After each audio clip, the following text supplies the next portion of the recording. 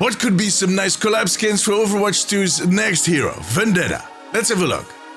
Vendetta was banished back to the catacombs of the arena as she awaits her full release in Season 20, which starts next Tuesday on December 9th. Now, in case you're wondering what my opinion is about the playstyle for Vendetta, I made a whole video on that last Sunday. Go check it out. On top of that professional yet irrelevant opinion of mine, I think it is safe to state that Vendetta's look, her model, is going to allow Blizzard to make some amazing looking skins. And some of these skins are going to be part of collabs that they're going to do in the next few seasons. So in this video, I want to take a look at some of the options that they have. Which characters from other IPs, mainly gaming IPs, would be a perfect fit for Vendetta. Now, as I've said before, I'm not really big on anime, and I can't imagine that within the whole humongous space of anime, there's going to be other examples that are pretty good that would fit really well for Vendetta. So if you find those, let me know in the comments. I look forward to reading all about them. But most of my choices are going to be video game characters. Or at least, characters that ended up in video games. And there's one single feature that qualifies all of these characters to become a Vendetta collab skin. And that is one huge sword. Preferably a broadsword. That's about it. But that's already plenty. Although it did limit me a tiny bit. See, there's not that many women that wield a big sword like that. Which is, to be honest, a wasted opportunity. I did, however, find a few of them. And I'm going to start out with a female character from the DC universe. I've often said that I'm very keen on seeing a DC collab, and that mainly because I want to see Batman in the game. And today, I'm adding Absolute Wonder Woman to that list. As a kid, I had a really big boy crush on the original Wonder Woman, Linda Carter. Yeah. I just always found it a little weird that she had a lasso as a weapon. It felt, not much of a weapon. I mean, it made you tell the truth. But if she had been wielding that same broadsword that Absolute Wonder Woman wields, hot diggity damn. She would make an awesome skin for Vendetta on so many levels. Another woman that looks really great swinging a big sword is Trish from Devil May Cry. Now, she's often portrayed using dual pistols, but just like Dante, this demon god devil hunter also uses the Sword of Sparta. By the way, little tidbit of information. Did you know that Trish was modeled after Dante's mother, Eva? Yeah, that puts a whole new perspective on that game. A little weird. Now, apart from the big sword that she uses, she has this black leather setup that she wears, so nothing too complicated. But she is blonde. Not that that has ever stopped Blizzard, but Another blonde on my list is Magic. That was actually a pretty good segue. Huh?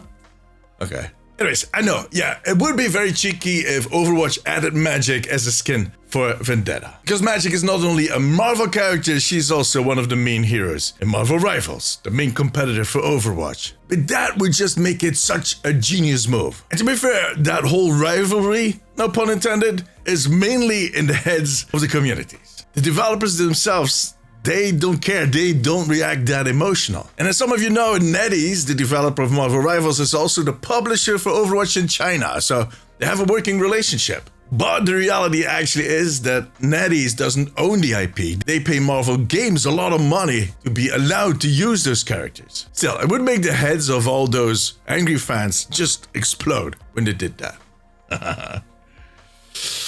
Yeah. Sorry. As I said, I think there's going to be a lot more female characters in anime and whatnot that would fit, but those would be IPs that I'm not really familiar with. And then I'm more inclined to add characters that I like a little better, but just kind of, gender bend them. They've done it before. So we just take male characters and make them female. Although, I'm not sure about the last one on my list, if they are necessarily male. They are, however, my favorite. First, there's Cloud Strife, the protagonist in the immensely popular Final Fantasy VII. That would be such an awesome collab. He is one of the most popular characters in one of the most popular RPG series and an inspiration to so many other games. I'm just kind of worried about one single thing. Cloud has this very unique hairstyle. It works really well for him. I'm not trash talking the hair. It works perfectly. It makes him stand out. But if you're going to gender bend him to Vendetta, I think he might look a little too much, like a Karen. Or like that one aunt that visits on Christmas and brings 4 bottles of wine just to drink them all by herself. Yeah, I don't think that's the best look. Sephiroth, on the other hand, would fit really well with Vendetta, but his sword is actually a big katana. A huge katana, but not a broadsword. Maybe Zack. I kind of love how I offer these ideas and then immediately point out why they would not work. That's how I roll. Because I'm going to do the same for my favorite on this list, Pyramid Head from Silent Hill. I love Silent Hill. It's one of my favorite game series ever. And Pyramid Head just embodies what makes Silent Hill so inspirational to other games, but also to television series like Stranger Things, which a lot of people are watching right now. It is a figure that just conjures so many horrific stories, just by the way he looks. And he wields a big sword, so that's one check. However, that big pyramid on his head, it would definitely get in the way. See, Pyramid Head is this slow character, slow swing, slow walking. Vendetta is not. If she would do a whirlwind with that thing on her shoulders, that would break her neck. And her back. I would just break everything. But still, seeing a female Pyramid Head running around in Overwatch, leaping towards you, yeah, you might need an underwear check at that point.